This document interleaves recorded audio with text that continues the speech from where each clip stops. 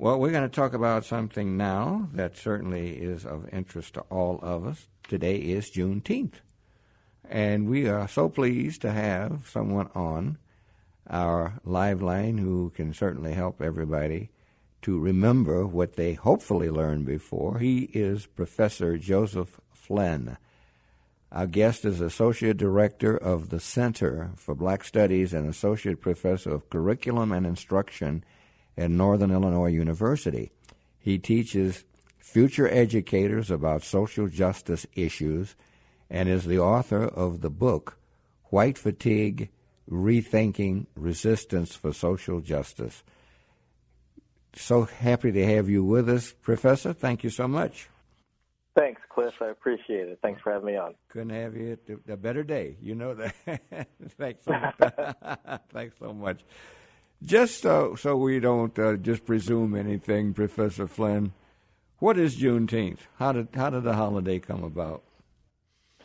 Well, Juneteenth, which is also known as Freedom Day and Emancipation Day, is a holiday that commemorates the final abolition of slavery. In 1865, today in 1865, Major General Gordon Granger of the Union Army was stationed in Galveston, Texas, and he issued an order declaring the Union Army's authority over Texas, which by extension also emancipated all those remaining enslaved, despite the fact that the Emancipation Proclamation issued by President Lincoln had happened back in January of 1863. So that's what the holiday commemorates. And to make sure, Professor, what was that exact date? January 19th, 1865. 1865. Yeah, that's great. January 18th. And so we now... I'm sorry, did I say January 18th? I meant January 19th. I'm sorry about January, that. January. Yeah. You know, you said that, and I wrote January 19th. So, yeah, we knew what you were saying. All right? Thank you. Absolutely. Oh, that's funny. Yeah, because I didn't catch that either. We know what the date is. Okay. So, what do we forget about slavery, and how does this still affect us, Professor? That's a great question. Since I've taught about slavery quite a bit over the last decade in higher ed, I've come to realize that we've forgotten a lot about slavery. I think a lot of people just assume that people were forced to work without recognizing what that really meant. First and foremost, of course, it meant the separation from Africa, the murder and genocide through the Middle Passage, and the breaking down of the human being. Slavery in the transatlantic slave trade and the slavery in what we would call the New World was very different from other iterations of slavery, especially in the fact that slaves became chattel. We were for sale. Right. We had monetary value and not human value. And that seeped over into every aspect of the lives of the enslaved, from not being able to marry to forced breeding, harsh treatment. It was a complete social system that was supported by not only individuals but also by government, both at the state and national level. So what we have to understand about slavery is it was one of the most inhumane examples that we can find in human history. And through that inhumanity, and this is the part that I think people really have to grapple with, it built the nation, literally, in both the South and the North. As we all know, Washington, D.C. was built by the labor of the enslaved, going all the way up the eastern seaboard through all the colonies. And not recognizing the legacy of slavery, and we miss aspects of culture, we miss aspects of history, we miss aspects of the economy, and disregarding that is one of our national travesties. It's ridiculous how much we don't understand slavery as a nation and how resistant as a nation we are to really understanding the depths and magnitude of slavery. That's why I'm so happy, Professor Flynn, that you are doing what you're doing, because I presume, and here you're at a great university in Northern Illinois, that you get students, and thank goodness you're teaching future educators about social justice issues and so forth. But yeah, that's great. In your book, of course, which I'll ask you about in a minute, but a lot of these folks, you're probably shocked at what they don't know. Initially, I was shocked. Now you know, right? First started. Yeah. Oh, that's good. None of them told you that they thought slavery was a choice, did they? Oh, now Jesus. let's not tease Kanye. But to give a contrast so that people can really understand this, when you go to Germany, for example, Germany is all over teaching its citizens about the Holocaust and fascism and how Hitler rose to power. They are teaching it, Professor? They are teaching it? Yes. Yeah, okay, good. They teach it. There are monuments all over the place about it. There are museums about it. You can easily go visit concentration camps. And it's seen as something that, the sentiment is we must teach this so that we do not go back and reproduce the mistakes of the past. That's great. And here in the United States, on the other hand, oftentimes, as soon as you bring up the word slavery, people just implode. Yeah. They don't want to touch it. They don't want to talk about it. They don't want to grapple with that and make claims like, "Oh, that was 200 years ago," or 100 years ago. We don't need 200 years ago rather. We don't need to talk about that anymore. It's over. We have laws that dealt with that. But even though we have laws that illegalize slavery, we not teaching about it prevents us from understanding it and knowing it when we see it. So there are still problems today with forced servitude that we have to deal with, and it's really unfortunate that we don't take something that was so fundamental to the building of the nation and understand what the repercussions were and how we can still see those repercussions today. So just to really quickly, an example is when Juneteenth happened, even though you had Confederates that were still very resistant to the Union, the 13th Amendment, which completely illegalized slavery, was in its stages of ratification, but at the same time, you still had these activities underneath.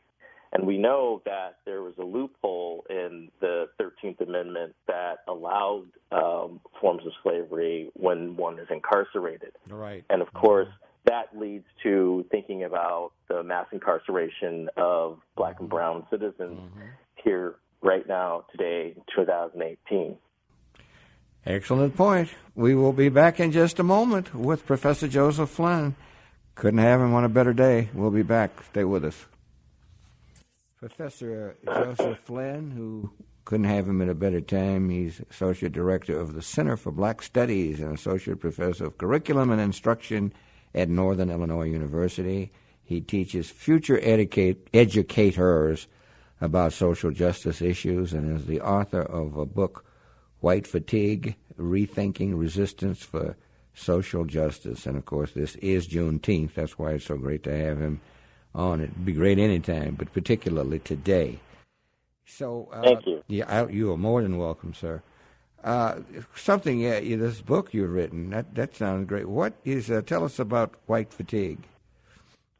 White fatigue is the idea that white folks who are understanding that racism is wrong, morally wrong,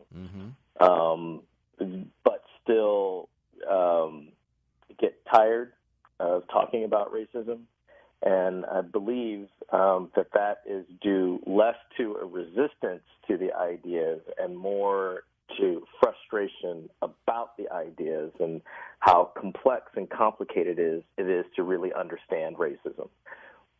We usually talk about racism in terms of individuals' actions. Roseanne did this, as an example. Yeah, right. But racism is much more about what individual people do. Yeah. Racism is about systems and institutions and a social structure. Mm-hmm. So understanding that takes a lot of education. And unfortunately, our K-12 system does not do a very good job at helping our youth understand what racism is, the depths of racism, the challenges of racism, et cetera. And not really teaching about slavery is a prime example of that. And so what I try to do in the book is try to explain how that happens, why it happens, and not offer white folks a free pass, you know what I'm saying, for understanding and learning about racism, right. But to recognize that not all white folks who struggle with learning about racism are not flatly resistant of it or reject it outright. Mm-hmm. And I think it's important to think that way because at some point we have to find some kind of a bridge. And if we only recognize white folks as being resistant to learning about and understanding race and racism, then we potentially cut off the ability for us to grow a necessary army of allies, accomplices, and leaders who are white to change the way this nation functions in terms of race and racism. Excellent point. How do we, Professor, react? How would you say we should react to these Confederate flags and all? Yeah, that's a hard one. I don't have any respect for it personally, because for those out there that try to make the argument that showing the Confederate battle flag is about heritage and whatnot and respecting the fallen Confederate soldiers, on one hand, I get that. But we always have to remember that when the southern states were issuing their secession declarations, the primary reason they were doing it was slavery. You can read all those letters yourself. You can go online and look at them. And they are, without a doubt, saying it's about slavery. Yeah. Now, they can use the idea of states' rights as a legal justification, but that legal justification was to legitimate perpetuating slavery in those states. Mm-hmm. So we can't separate that out. That's right. So when I see a Confederate battle flag, what I see is, you still uphold the perpetuation of slavery. That's right. You can't cherry pick. You can't take this or take that. You got to take the whole kit and caboodle. We have a cemetery here in Chicago, Professor, that has a Confederate soldier there. They've got some Confederate soldiers that are buried there and so forth, but it's in a black community. In fact, the place did not even allow African Americans to be buried there, even after African Americans took over the area residentially. But now they do. Now they do, of course. But there have been some demonstrations relative to having that, and I'm trying to, I got a problem with that. I'm a veteran. We have a veteran show that I started here, but to have this thing there, I mean, you don't see, as you were talking about in Germany, you don't see statues of Hitler there. Yeah. Yeah. And the Germans passed laws about that. Yes, that. Right. Right. Mm-hmm. When I hear it in that context, someone's grave in a cemetery, and representing the Confederate battle flag, there's a part of me that says, all right, let that stand. And when we walk through that cemetery, we have that reminder. but we have to use that reminder for something positive. We have to use that reminder to remind us to get woke and stay woke. Be active. I got you. The problem I really have with this, and we got a bunch of calls that we're not going to be able to take, so we're going to call you back on this issue because this is great. But these are supposed to be for the Confederate soldiers that died in a Union prison camp here in Illinois. Now, the problem I have with that is the Confederate camps, they treated Union soldiers like animals. But they didn't even treat African American Union soldiers like that because they just looked at them as runaway slaves and shot them. Right. Yeah. So I got real problem with that. You know what I'm saying? Yeah. I can definitely understand. Right. Absolutely. I want to apologize to our callers, Brother Hall, Claude, Kofi. We're out of time, but we're going to have the professor come back because this is something. Can we get back to you, Professor Flynn? Anytime you need me, I'm here. You're great. Thank you so much for being with us on this great Juneteenth day. All right? Yeah. Okay. Thanks a lot. Thank you. Take care, Cliff. And you too.